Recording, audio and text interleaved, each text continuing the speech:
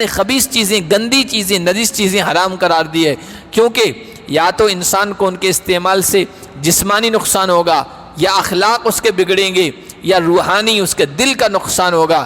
اسی لیے خنزیر کو حرام قرار دیا۔ خنزیر کھانے والوں کے اخلاق برے ہو جاتے ہیں، بے حیا بن جاتے ہیں۔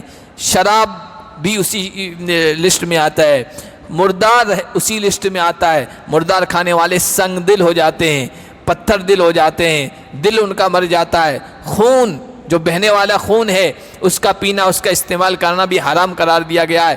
اسی طرح وہ تمام کمائی کی شکلیں جن سے انسان کے اخلاق بگڑتے ہیں، انسانیت مر جاتی ہے، وہ حرام قرار دی گئی ہے قرآن کی اور اسلام کی روح سے۔ جیسے رشوت سے کمایا ہوا مال ہے، چوری سے، ڈکیتی سے، رہزنی سے، غصب سے، دھوکے سے، یہ سب چیزیں خبیثات میں آتی ہے۔ وقال ربكم ادعوني استجب لكم ان الذين يستكبرون عن عبادتي سيدخلون جهنم داخرين۔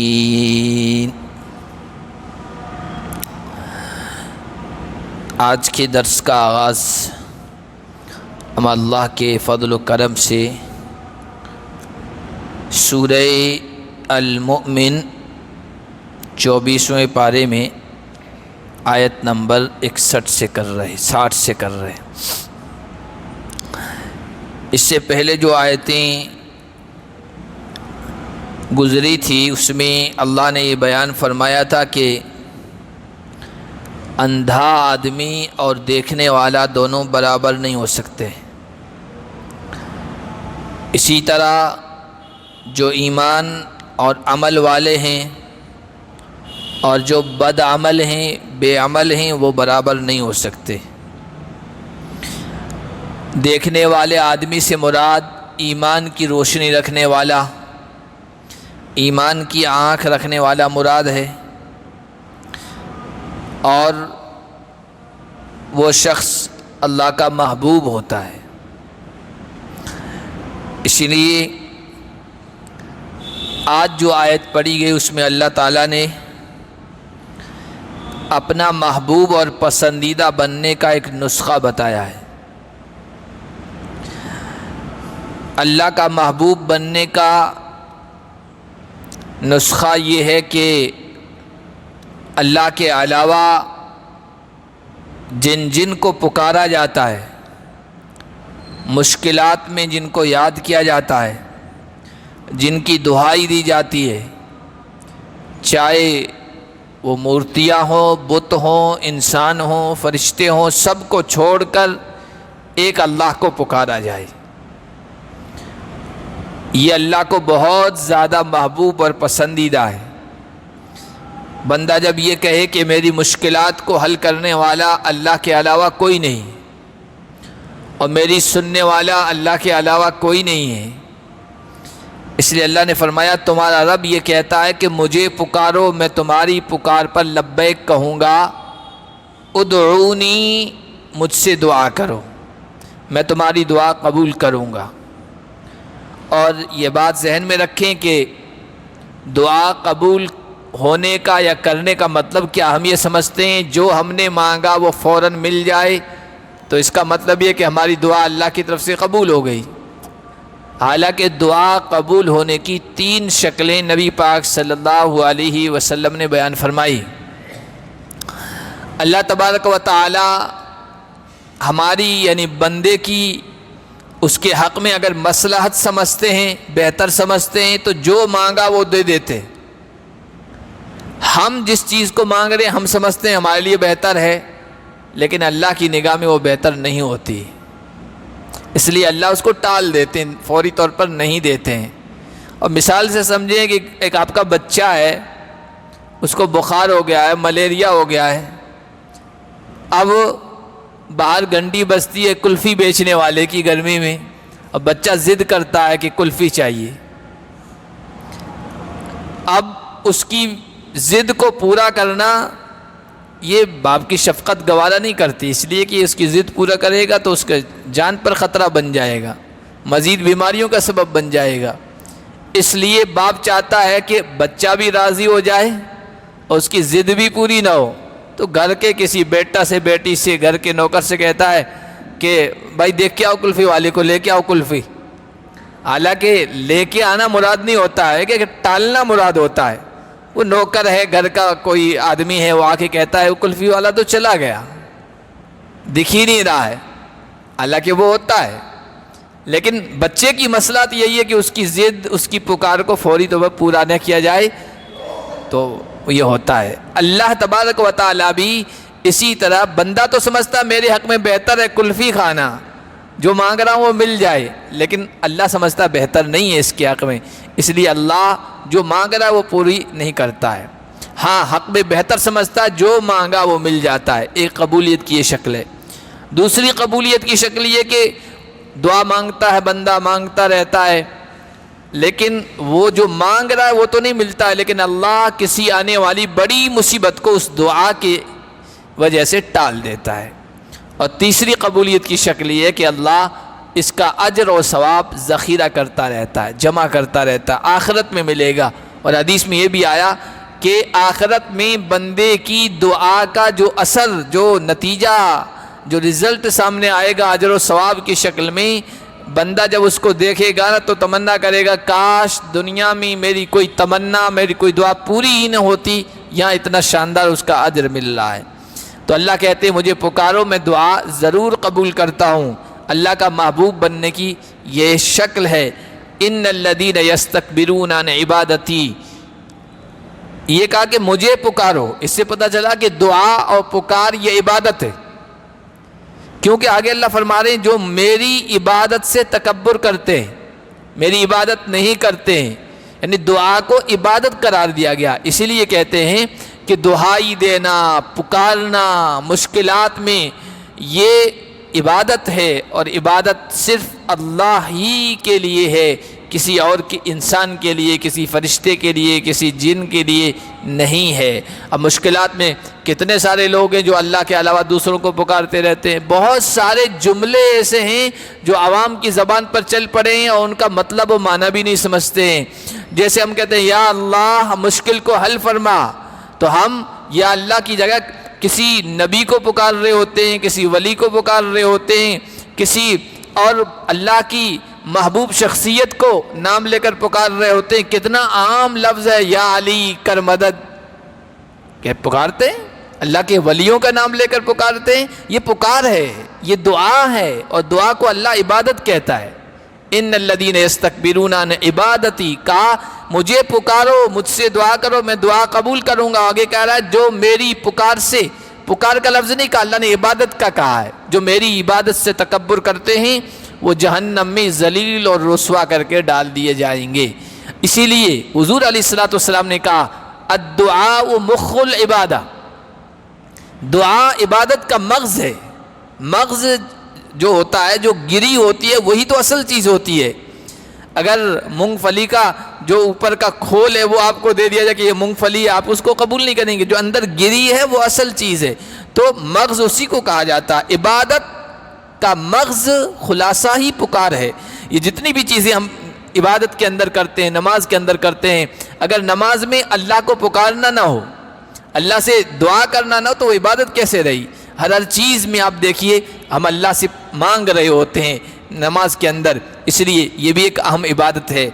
پکار اور دعا بھی ایک اہم عبادت ہے، اسی لیے اللہ کو سب سے زیادہ محبوب دعا ہے، اللہ کو پکارنا ہے، اور جو ایسا نہیں کرتے وہ جہنم میں ذلیل کر کے ڈال دیے جائیں گے۔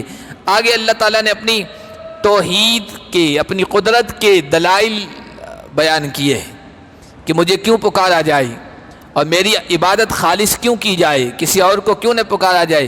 اس کی وجہ یہ ہے کہ یہ کائنات اور کائنات کی ساری چیزیں پیدا کرنے والا اللہ ہے، ساری چیزیں مہیا کرنے والا اللہ ہے۔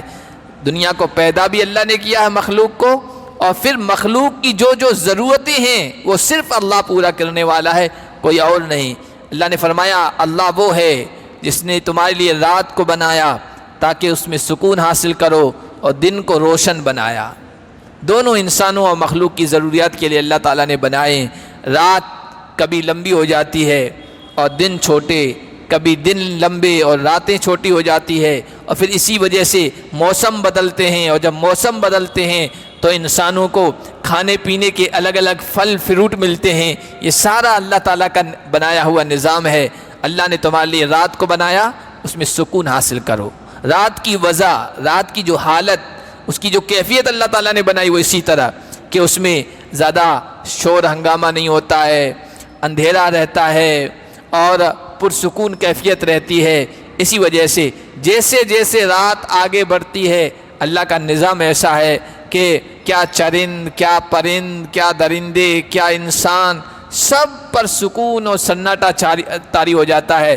یہاں تک کہ رات کا اکثر حصہ جب گزر جاتا ہے تو نہ چاہتے ہوئے بھی انسان پر نیند طاری ہو جاتی ہے، تمام مخلوقات پر۔ اللہ اگر یہ نظام نہ بنایا ہوتا تو پھر انسانوں کے لیے سکون کی نیند لینا یہ حرام ہو جاتا۔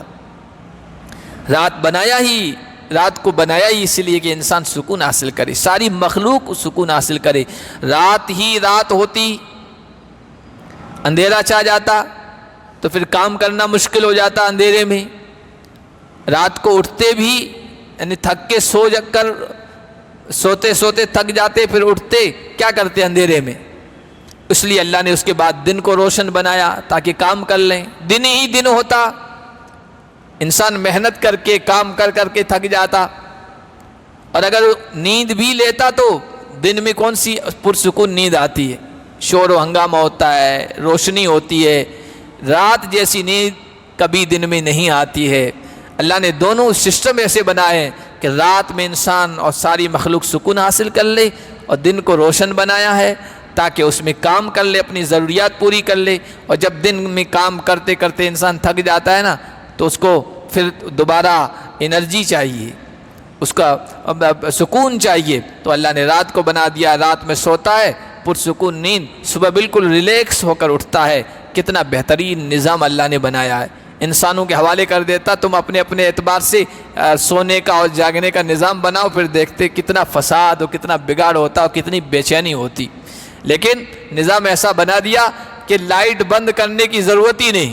اس سے پہلے بھی کئی درس میں یہ بات مثال کے طور پر سمجھانے کے لیے کہی جا چکی ہے کہ ایک ہاسٹل ہوتا ہے جس میں بچے رہتے ہیں، ایک کمرے میں 10-12 بچے، تو کوئی پڑھاکو ہوتا ہے، کوئی زیادہ پڑھاکو ہوتا ہے، ہر ایک اپنے اعتبار سے آ رہا ہوتا ہے۔ کوئی جلد سونے والا ہو جا کے سب لائٹیں بند کر کے سو جاتا ہے، کوئی پڑھنے والا آتا ہے پھر وہ لائٹ چالو کرتا ہے، ہنگامہ ہو جاتا ہے، لڑائیاں ہو جاتی ہے۔ دنیا کا یہ نظام اللہ اس طرح بنا دیتا۔ ابھی ہمارے سونے کی ضرورت ہے، دوسرے لوگ تو لائٹیں چالو کر کے سورج کا بٹن انسانوں کے حوالے کر دیتا، اللہ تعالیٰ اپنے اعتبار سے لائٹ چالو کر دیتے، کارخانے چالو کر دیتے، اب ہنگامہ ہو رہا ہے، شور ہو رہا ہے، گاڑیاں چل رہی ہے، ٹھیلے والے چل رہے ہیں، ہماری نیند خراب ہو جاتی۔ پھر جب وہ کام کر کے تھک کے سو جاتے تو ہم اٹھتے، پھر ہم اپنے اعتبار سے لائٹ چالو کرتے، سورج کا بٹن دباتے، کتنی بے چینی ہوتی ہے۔ اللہ نے نظام ایسا بنا دیا ہے، کسی کے ہاتھ میں بھی نہیں دیا ہے، اور سب کی ضرورتیں اور سب کے تقاضے بھی پورے ہو رہے ہیں۔ یہ اللہ کا فضل ہے، اللہ کا بڑا احسان ہے۔ اللہ فرما رہے ہیں ان اللہ لذو فضل علی الناس، اللہ تو ہے ہی احسان کرنے والا لوگوں پر، لیکن اکثر لوگ شکر ادا نہیں کرتے۔ اور سب سے بڑی ناشکری یہ ہے کہ اللہ کی توحید کو نہ تسلیم کیا جائے، اللہ کی ذات میں، صفات میں، عبادت میں دوسروں کو شریک کیا جائے۔ اللہ فرما رہے ہیں ذالکم اللہ ربکم خالق کل شیء، یہ ہے اللہ تمہارا رب جس نے سورج اور چاند کا اور دن اور رات کا یہ نظام بنایا، یہ ہر چیز کو پیدا کرنے والا ہے، اور لا الہ الا ہو، ہر چیز کو پیدا بھی کیا، ہر چیز کی ضرورتیں پوری کر رہا ہے، اس کے علاوہ کوئی الہ نہیں ہے، عبادت کے لائق نہیں ہے۔ فَأَنَّا تُؤْفَكُونَ، تو اے شرک کرنے والو تم کہاں پھرے جا رہے ہو؟ کون تمہیں گمراہ کر رہا ہے؟ اب بتوں میں لگا دیا، شرک میں لگا دیا۔ اسی طرح پھرے جاتے تھے وہ لوگ جو تم سے پہلے گزرے ہیں، وہ اللہ کی آیتوں کا انکار کرتے تھے۔ اللہ کی قدرت کی جو نشانیاں اس کائنات میں پھیلی ہوئی ہے، بکھری ہوئی ہے، اور ایک ایک نشانی اس بات پر دلالت کرتی ہے کہ کائنات کو پیدا کرنے والا بھی ایک ہے، چلانے والا بھی ایک ہے، سارے نظام کو سنبھالنے والا بھی ایک ہے، تو عبادت کے لائق بھی وہ ایک ہے، لیکن لوگ انکار کیا کرتے تھے۔ اللہ الذی جعل لکم الارض قرارا، ایک اللہ نے اپنی قدرت کی نشانی زمین، سورج اور چاند کے دن اور رات کے نظام کو بتایا، دوسرا بتایا اللہ وہ ہے جس نے تمہارے لیے زمین کو قرار بنایا. قرار مطلب ایسی جگہ جو ٹھہرنے کے قابل ہو, جس میں انسان سکون سے رہے, آرام سے رہے. اور آسمان کو اللہ تعالیٰ نے عمارت بنایا, چھت بنایا. وصورکم فاحسن صورکم, اور تمہاری شکلیں بنائی اور بہترین شکلیں بنائی, اور تمہیں پاکیزہ روزی دی. 4 چیزیں اللہ نے بیان فرمائی. زمین کو تمہارے لیے قرار بنایا. زمین کا ڈھانچہ اللہ تعالیٰ نے اس طرح بنایا ہے. اب لوگوں نے تحقیق کی, ریسرچ کی کہ زمین گھوم رہی ہے, گردش کر رہی ہے, چکر لگا رہی ہے, اور آہستہ نہیں, بہت 1 سیکنڈ میں کئی 100 میل طے کر رہی ہے. اتنی تیزی کے ساتھ چل رہی ہے, اور پھر گول بھی ہے. لیکن اللہ نے سسٹم ایسا بنایا اس میں کہ ہمیں محسوس ہی نہیں ہوتا کہ یہ زمین چل رہی ہے, گھوم رہی ہے, اور یہ گول ہے. آپ گیند پر کھڑے ہو کے دیکھیے, ٹھہر کے دیکھیے, گول چیز پر نہیں ٹھہر سکتے ہیں, پھسل جائیں گے. لیکن اللہ نے اس طرح بنایا ہے کہ اس میں انسان رہ بھی رہا ہے, کھیتی بھی کر رہا ہے, بڑی بڑی بلڈنگیں بھی بنا رہا ہے, اور سارا کام اسی دھرتی پر کر رہا ہے. سکون کی جگہ اللہ نے اس کو بنا دیا ہے. اور اس طرح قرار کا مطلب سکون, ٹھہراؤ, کہ ساری چیزیں انسان کی ضرورت کی زمین میں مہیا ہے. زمین کے علاوہ کوئی اور سیارہ ہے, وہاں انسان کے لیے یہ چیزیں اتنی فراوانی کے ساتھ, آسانی کے ساتھ نہیں مل سکتی ہے. نہ پانی اتنا سستا اور اتنے کثرت کے ساتھ, نہ ہوا, نہ آکسیجن, نہ روشنی. یہ بنیادی چیزیں ہیں, روشنی ہے, ہوا ہے, آکسیجن ہے, کھانے پینے کی چیزیں ہیں.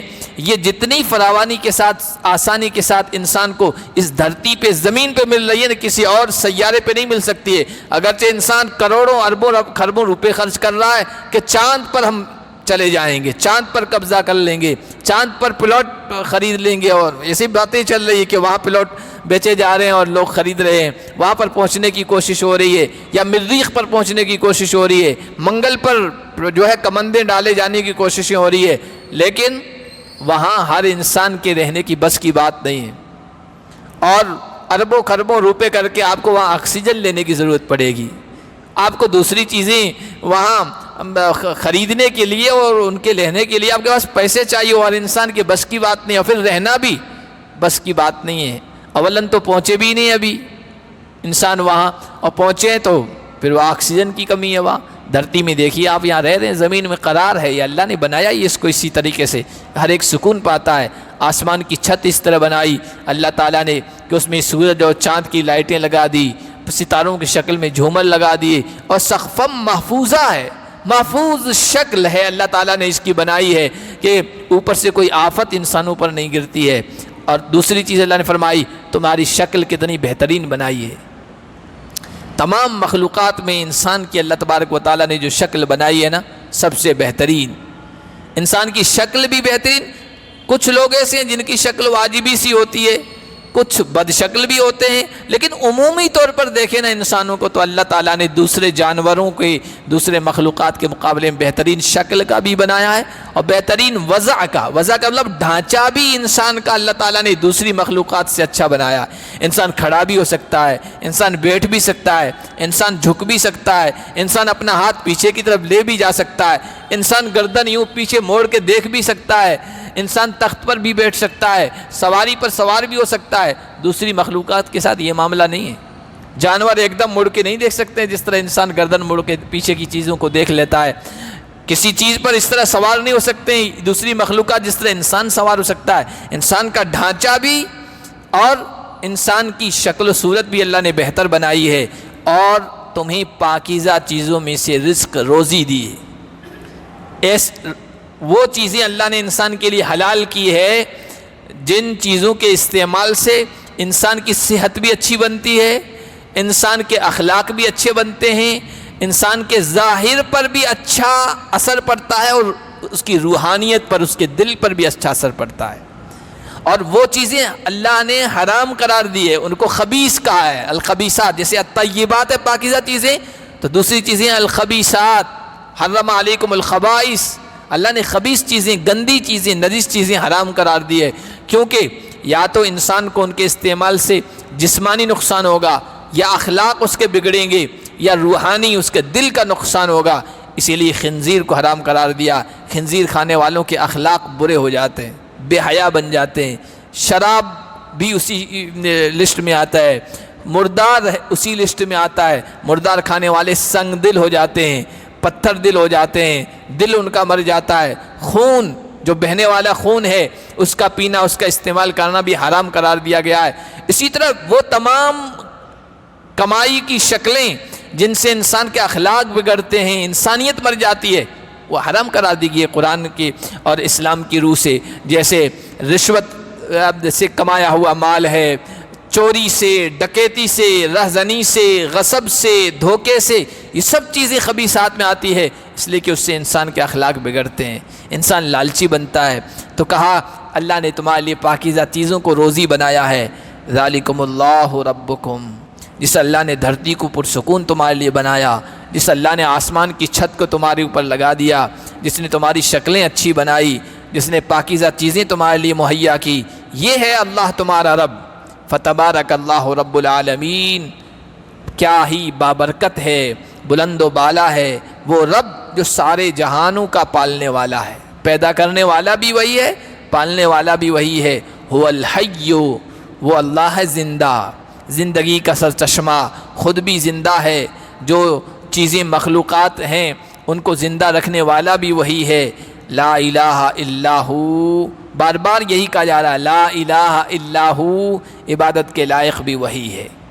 پکار اسی کے لیے خالص ہونی چاہیے، عبادت اسی کے لیے خالص ہونی چاہیے، نہ اس کی ذات میں کسی کو شریک کرو، نہ اس کی صفات میں کسی کو شریک کرو۔ ذات کا مطلب اللہ کی ذات کا حصہ، جیسے عیسائیوں نے اللہ کا بیٹا حضرت عیسیٰ کو قرار دے دیا، یا یہودیوں نے عزیر کو اللہ کا بیٹا قرار دے دیا، ذات کا حصہ بنا دینا، یہ بھی شرک ہے، توحید کے خلاف ہے۔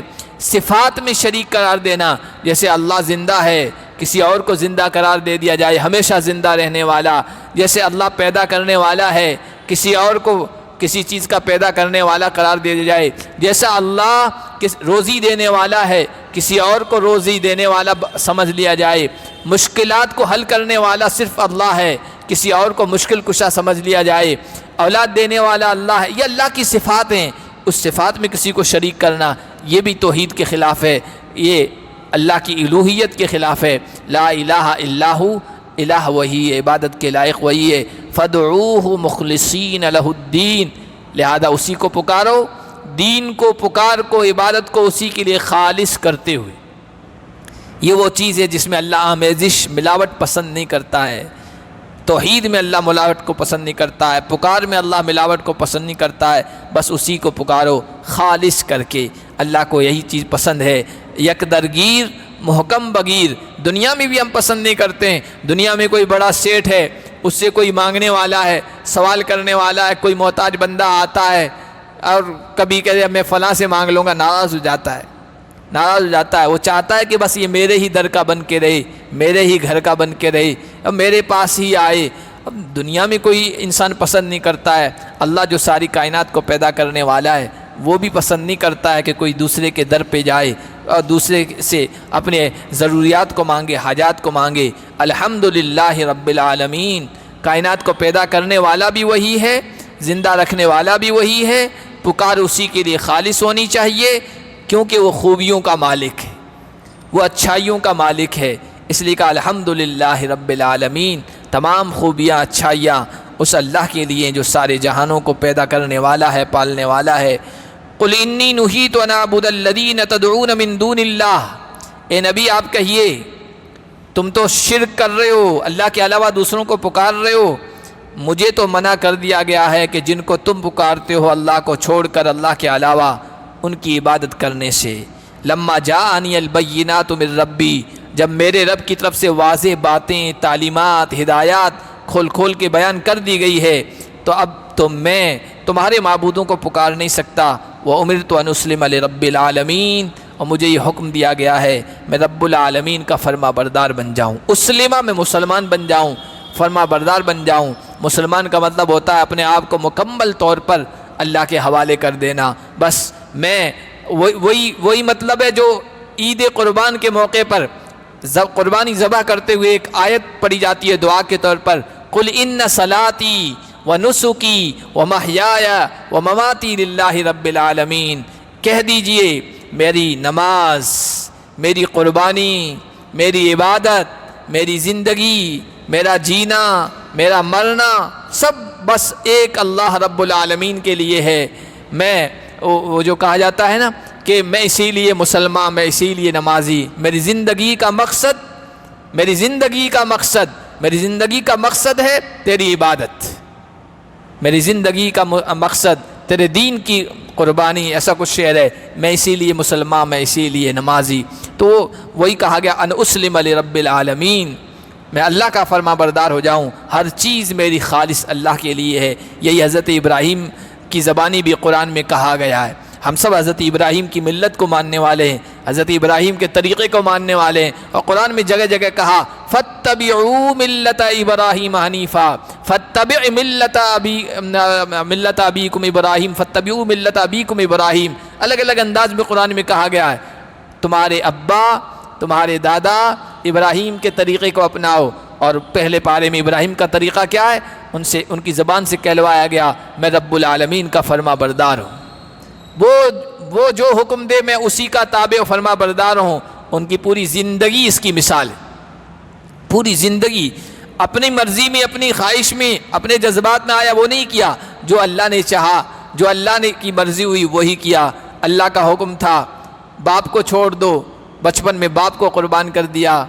फिर अल्लाह का हुक्म हुआ बाप बन गए, कहा कि बेटे को कुर्बान कर दो, बेटे को कुर्बान कर देने के लिए तैयार हुए। अल्लाह की मर्ज़ी थी तौहीद की खातिर कौम को कुर्बान कर दो, वतन को कुर्बान कर दो, अपने इलाके को छोड़ दो, उसके लिए वो तैयार हो गए। अल्लाह की मर्ज़ी हुई अपनी बीवी को और बड़ी तमन्नाओं के बाद मिलने वाले बच्चे को बेआब हो गया जंगल में छोड़ दो जहाँ कोई इंसान नहीं, उसके लिए तैयार हो गए।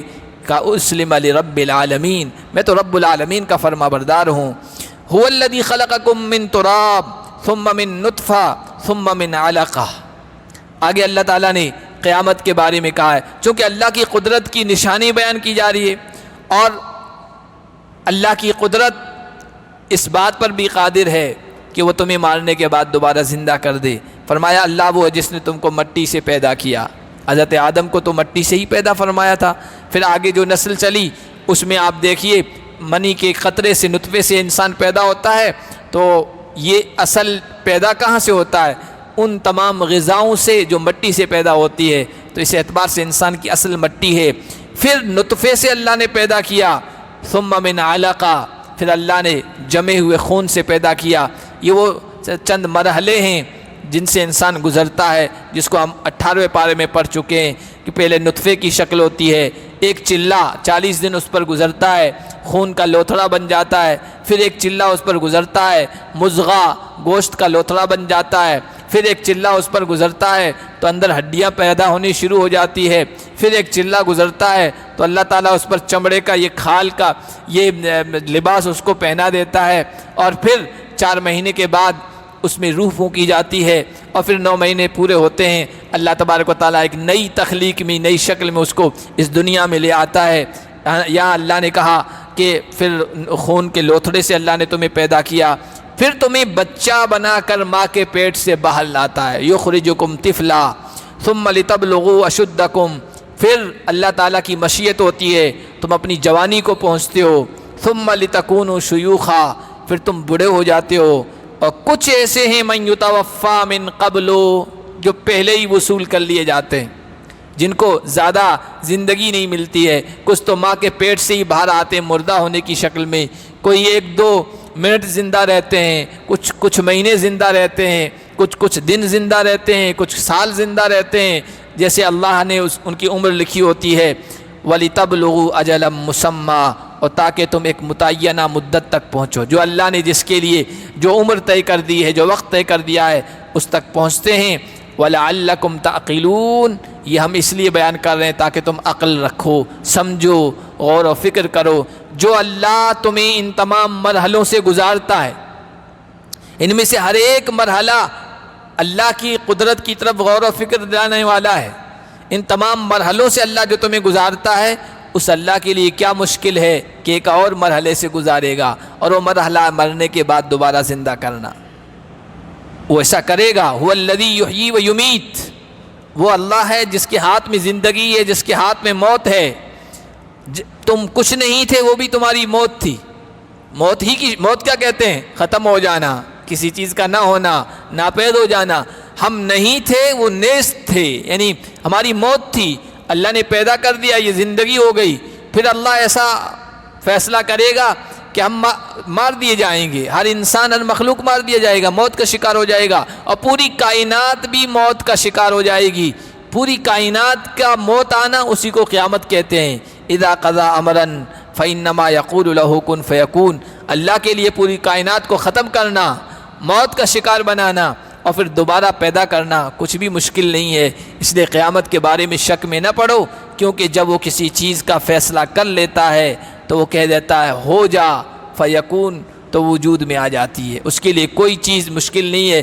کسی چیز کو وجود میں لانے کے لیے مخلوق کو، انسانوں کو، دوسری مخلوق کو تو پاپڑ بیلنے پڑتے ہیں، یعنی بہت محنت کرنی پڑتی ہے. اللہ کے لیے کچھ مشکل نہیں ہے. اللہ تعالیٰ نے قرآن میں کئی جگہوں پر کہا کہ کذالک، ہمارے لیے تو چٹکیوں کا کھیل ہے دوبارہ انسانوں کو پیدا کرنا اور پوری مخلوق کو پیدا کرنا. جب وہ وقت متعین آ جائے گا تو اللہ ساری کائنات کو دکھا دیں گے، اپنی آنکھوں سے لوگ دیکھ لیں گے کہ ہم مرنے کے بعد دوبارہ زندہ ہو گئے. تعجب کریں گے، من بعثنا من مرقدنا ھذا، ہماری آرام گاہوں سے، ہماری قبروں سے ہمیں کس نے کھڑا کر دیا؟ کہا جائے گا یہ وہی وعدہ ہے جس کا رحمان نے تم سے وعدہ کیا تھا کہ مرنے کے بعد دوبارہ زندہ ہونا ہے، رب کے دربار میں حاضر ہونا ہے. لیکن بہت سارے لوگ اس کو مانتے نہیں، تسلیم نہیں کرتے.